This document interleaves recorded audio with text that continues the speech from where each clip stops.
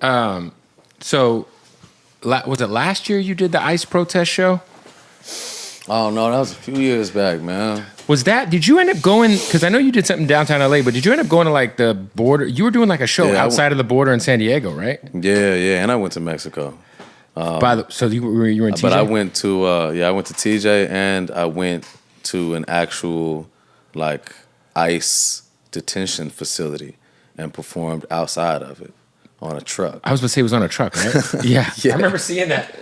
And I DJ in San Diego all the time, and I go get all my medicine from Tijuana, so I know how crazy that border, especially because what year was this? Was this 2020? 19 maybe. Yeah. That border during the Trump years was fucking crazy. It was crazy. Yo, there was so many people. Yeah, it was nuts. And I think when we went over there to get in, like one of the what was the big like immigrant like there's a lot of people trying to seek asylum in the U.S. and they were stopped in Tijuana. In TJ, a lot of African people. That was African something people. that I didn't and they know were camped until out I went at there. The border, I mean, just the way that they were running that situation was just like super inhumane. And I was really surprised to see so many African people, like West African people. I think they were from like Cameroon or Congo. There were some French-speaking Africans. And it was like, hundreds upon hundreds of people. And the way that they would get contacted was like they get to the front of this line of thousands of people. Right. And then they give them a number on a piece of paper. And then they call that number sometime within the next month, like weeks on weeks. And you literally have to be within earshot to hear your number called. At the border. At the border. So you kind of have to just hang out there. For months, like to proceed to the next. We're going to sleep on the sidewalk. Exactly what they were doing. It was like, it was gross. Definitely see the way that they were treating human beings. Like I was really taken aback by that. But that's also in the midst of like all the things happening with the kids in the detention facilities. I just remember sexual assault, the cages, the blankets that were like metallic blankets, aluminum foil blankets. And I think a lot of that stuff's still going on right now. It's definitely still going on. Yeah, because I'm definitely a fuck Donald Trump type of guy, but I think a lot of that shit was going on before him too, and after. And after. What I mean? I'm not making any excuses for him in particular, but you know what I'm saying? The hypocrisy of like American oppression doesn't begin or end with Donald Trump. Donald Trump is just the one that put it on Front Street. He said, "This actually what I'm on. I'm paying all my niggas. I'm here for the bag. Straight like that. Fuck y'all." This is what presidents have been doing the whole time. But he just told Donald y'all. Trump just said what he was on. You know what I mean? He just let y'all know what was going down. He said what he was on. That's why, It's crazy too because like people. I've like been like a lifelong like liberal Democrat guy. Like I voted for Joe Biden, but this last fucking few years I just been like, I just don't know where we go from here. Like I don't know. Like how do you feel about this next presidential election? Because it really feels like somehow we're gonna end up with the same two guys, and I don't know if either of them are great for our country.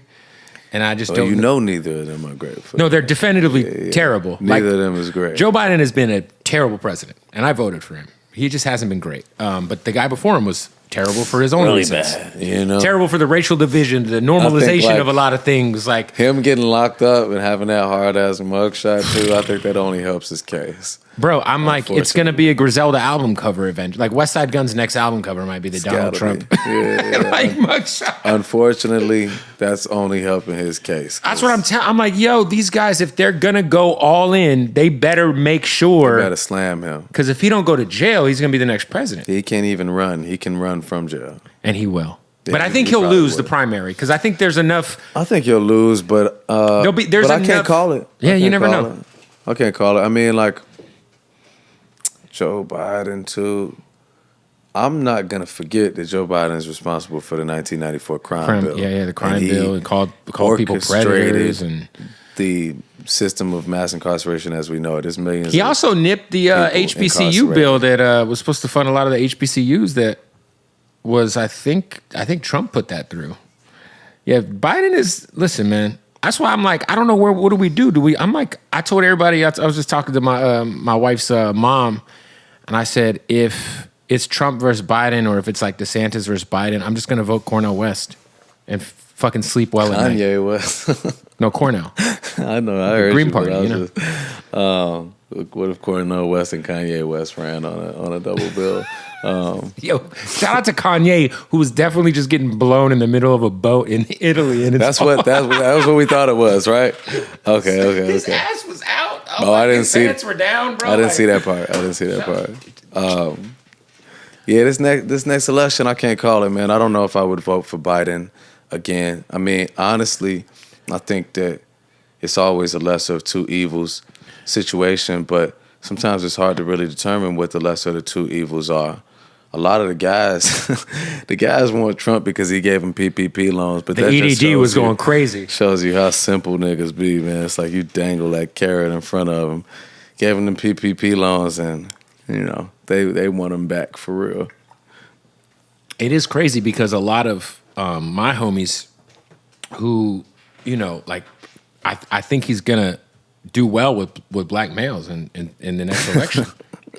Because a lot of my boys are like, man, we're fucking with Trump. And I'm like, really? Like, yeah, I mean, I think overall he won't. You know what I'm saying? Like, no, overall, but I think compared to like whatever he did last time. Yeah, he might get like that 2%, you know what I mean? But en masse, he's not gonna get the black vote. I mean, like, black people are not stupid. Some of the guys are very greedy. But en masse, he won't get the black vote, but he's not relying on that. He's not leaning on that. His base is just as fired up as they ever been. I wonder at this point how it escalates, because the last escalation was January 6th. Them trying to destroy their own capital. It's like, which is crazy. I'm like, I don't claim this. Yeah, well, how are you supposed to be patriotic? This is the thing you love. You're the one that runs around with the American flag on your pickup truck and, you know, your jacket and this your is what I hat. tell everybody. I'm like, yo, anytime, like, if you know, I had to kind of come to a realization in the middle of his presidency, because I was to the point where, like, if I found out you were like a Trumper, I just couldn't talk to you. And I had like family. It got that way. I had family members that It got that way. It got that way, right? It got that way. I still be trying to get past that. So I had to kind of come to the realization that, like, okay, not everybody who voted for this guy is a bad person. Right. But then I'm like, okay, but if you're out here with a fucking MAGA flag on your truck, It's pretty brazy. that's just a crazy, like, that's some cult shit. It'd be like if somebody, like, I'd judge the same type of human being if there was a giant Joe Biden flag on your truck. I'd be like, yo, are we going to be that fanatical about any particular politician? Not everybody who drinks the Kool-Aid is the devil. But I've had to come to a place where I can recognize that just because someone is conservative or might be racist or prejudiced, that it doesn't serve me to judge them and be upset with them for it. Like, I was in this Russian like spa the other day in Chicago. Got the That illest, sounds amazing. It's got the hottest sauna, the coldest cold plunge, and Yo, it's hard to find a spa in LA with the cold plunge and the fucking jacuzzi. the cold plunge is so crazy. But you know, the dude, he's got a racist vibe to him. You know, I can pick up on it. Right. And then I went in most recently and I saw he had conservative news channel just playing in the common area. Right. And He's I'm got like, okay, Newsmax I properly interpreted, Right. you know, this guy's energy. But at the same time, it's like, man, that's between him and God, man. I was leaving the mosque one time and I seen two brothers on the corner talking. There was a bunch of Nigerian guys who were loudly debating something, as Nigerians do. And one of them was like, man, them Nigerian brothers, they be deep, man. And the other one was like, man, but they be racist. And then the first one was like, that's between them and Allah. And I thought that was so deep, because there are a lot of misunderstandings between us as black people and Africans that I see both sides of it, because I'm Ghanaian Right. and I'm black American. There's a lot of racism that goes both ways. I don't think a lot of people are hip to that's a thing that exists. Yeah, that's a reality, but that exists for us wherever we go. There's psychological propaganda that's used to devalue black Americans, that's used to devalue black Africans, that's used to pit them against each other, because the moment in time when we realize that we have a unified front, we have a common enemy, it would be too dangerous and too powerful. I mean, that's why Martin Luther King was killed. That's why, Malcolm X, once he started to move away from a black separatism mind state and embrace people of other cultures, things get really dangerous. Same thing for Martin Luther King. Once he moved his focus from the March on Washington to poor people's movement, then he gets smoked.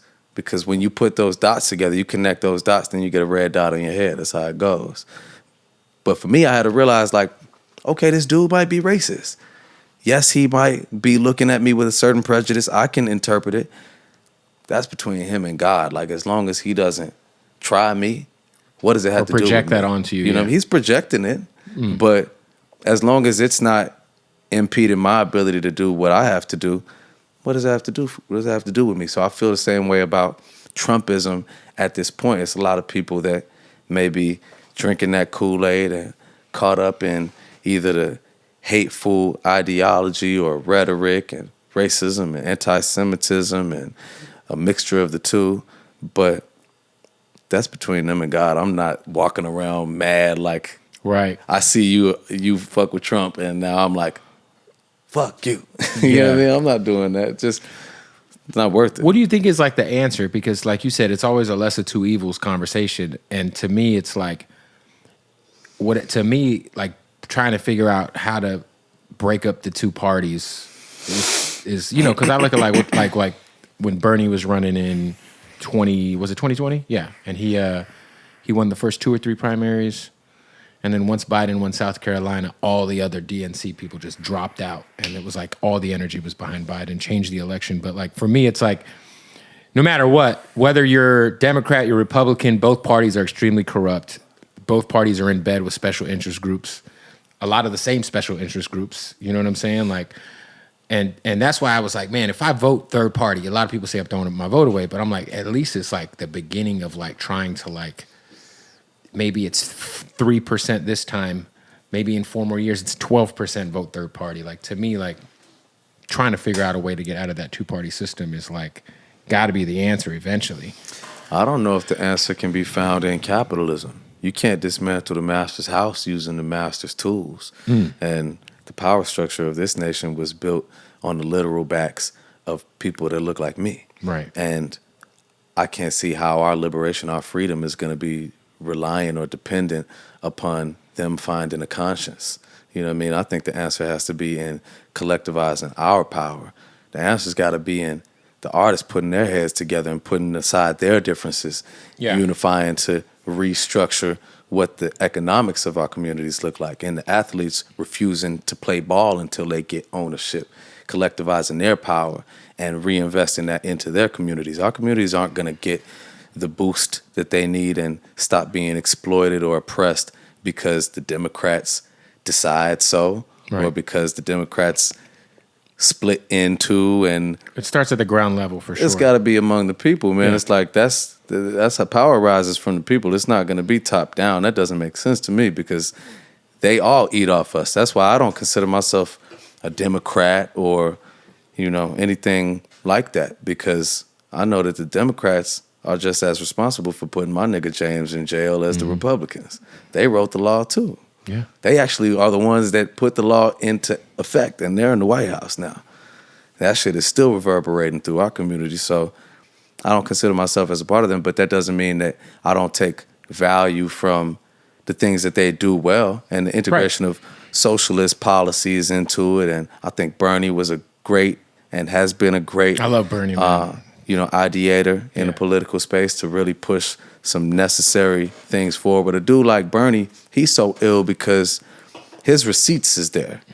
His whole life. His receipts He's is been there. pushing the same line. You see him, he getting locked up with In the 60s. black people in the 60s, chained to it. And he's still going and like pulling up with Killer Mike to Amazon warehouses and like, you know what I'm saying? That's the type of dude I stand behind. It's not a party or a...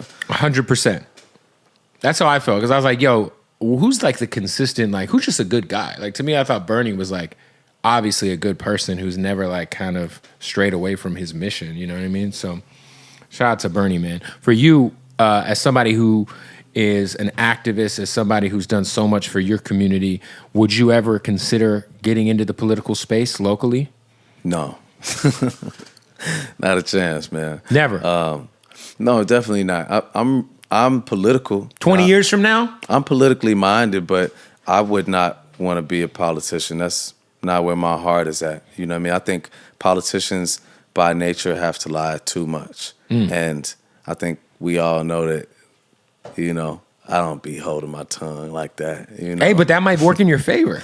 But there's so much lying and compromising with people's lives that comes along with politics, and you just have to accept that. Like, you can be the most values-driven, progressively minded politician, but in order to be effective and get things done, you got to cut the deal with the FOP. And that's not me. I'm not cutting the deal with the Fraternal Order of Police. I'm not doing it. You know, I don't want to be in that position because that's not me. You know. So people ask me, would I ever step into politics? And I never would. Never would consider it. No, I wouldn't even think about it. I think you could be mayor of Chicago, man. I don't want to be mayor of What was the Chicago. last mayor? Was it Lori Lightfoot? Was that Shout her? out to Brandon Johnson. Oh, that's my boy. Is he the new mayor? He's the new mayor. And The previous mayor, she was a hilarious person to watch online. her suits were really... She was like a meme. Yo, did you ever see there was like the interaction between her and some guy on Yelp? I didn't see that. It was so funny. She just wasn't... She didn't have a constituency, and she wasn't open to addressing what was really going on. Like, when she had a conversation set up with me, she found out, you know, that I was very critical of the police. That's her name, right? Lori Lightfoot? Lori Lightfoot. Yeah. She found out I was so critical of the police, and so she just canceled the conversation because she wasn't willing to, like, actually discuss what's going on in the city. You know what I mean? Chicago is a city with so many harsh realities that it's like, how could we ever move forward if we don't face those realities? I think we have a lot of subcultures and ideas in our culture that are destroying us too, like op culture. The idea of ops is one way that we've been brainwashed in Chicago and in every hood and in rap music to believe that we are innately against or enemies of ourselves. It's almost like we're staring in the mirror, pointing a gun at ourselves, because we've been taught that you're from this block, I'm from this block. We're inherit ops. That we are ops, we are enemies. Yeah. And so we romanticize it. But I think in many ways we've been misled, and it's just a manifestation of our own self-hatred. We've been taught to hate ourselves, and so we turn it into, oh, you my op, even though you look just like me, and you're from the same circumstances as me. Right. But you're from a different block, 2 streets away. We don't own these projects. Right. We don't own these Section 8 houses. We don't own these vacant lots. We don't own these liquor stores. We don't own these gas stations, but we die for them every day. It doesn't make sense. There's so much miseducation and misinformation. So I'm saying we need to dispel and dissipate the whole op culture, the whole idea. It's exhausting, man. And I'm like you know me, I'm a huge hip hop head, but like I am so disconnected from so much of the politics in that world. I know there's other platforms that are notable that like dive more into that shit. And I'm just like when a guy from Chicago comes on my show, like I don't know what the fuck. I'm not even interested in talking about any of that shit. Stuff. Yeah. Like, but that's it's good, exhausting, bro. That's good because a lot of people, like, man, a lot of guys, I see the interviews and, you know, they like just try to stand on that and try to force these artists to speak about their ops or who they've bickered with and who they have beef with. And then if they don't want to, you know, like either take offense or,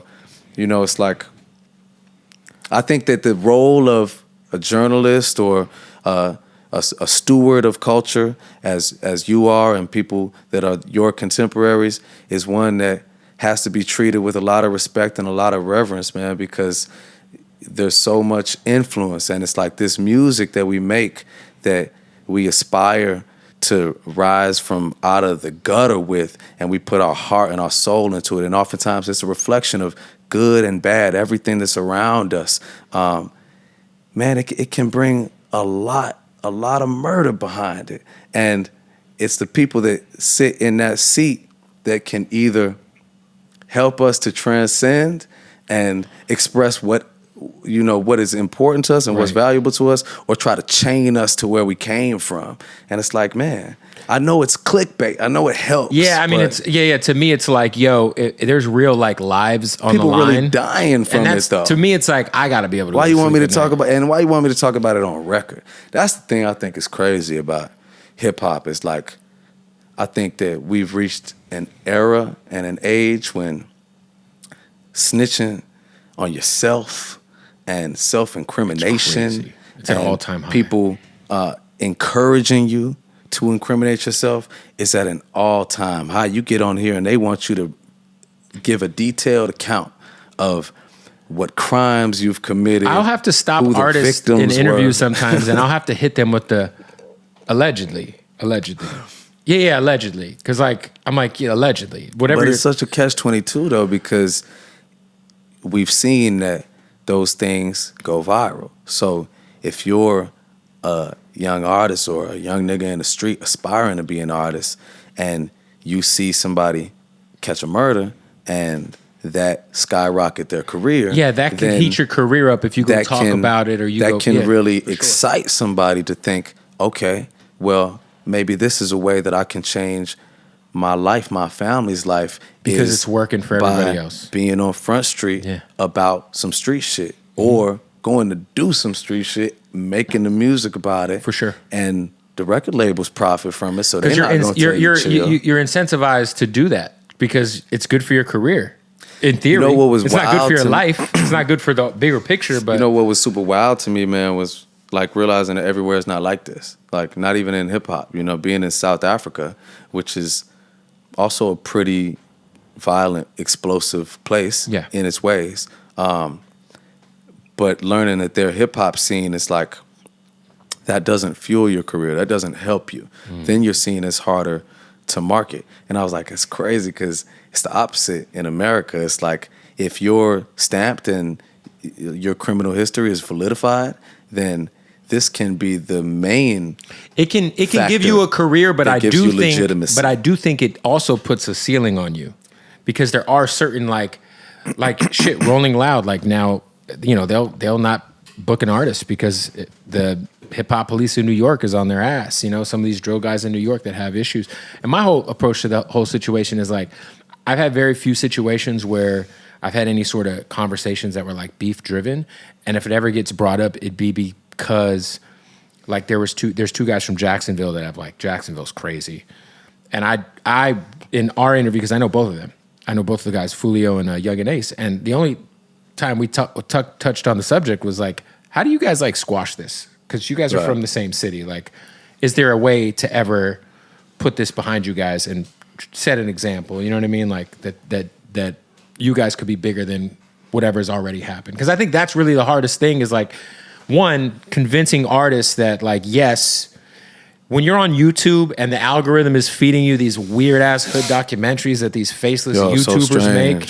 So strange. That shit is so There's weird. a whole mega micro economy on YouTube of faceless YouTube creators that just do hood Go commentary. through street beef and It's crazy.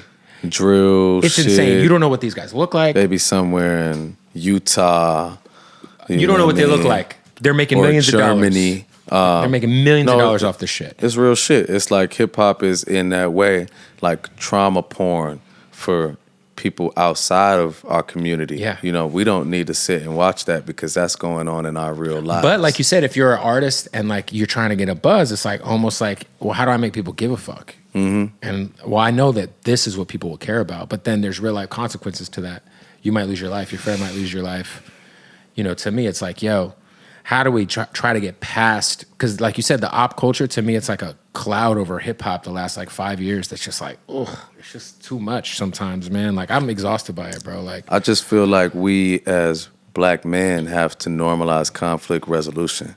We have to normalize peacemaking. We have to And- normalize letting things go. letting things go is the important We thing. have to recognize that oftentimes the real strength, the real power is in letting something go. For That's sure. much more difficult. I had to learn that it takes a lot more out of me to let it go than it does for me to take it to a violent space. Mm-hmm. Because that's the way I grew up. And you're carrying conflict with you at all times subconsciously. Carrying it with you. You don't But, even realize it. I had a situation, man, in Chicago where, something from my past came back, and someone that had robbed me and was very close to me, and ultimately popped back up with like a real disrespectful, aggressive attitude and approach. And in that moment, I decided to give it absolutely no power, to respond not at all. So when he was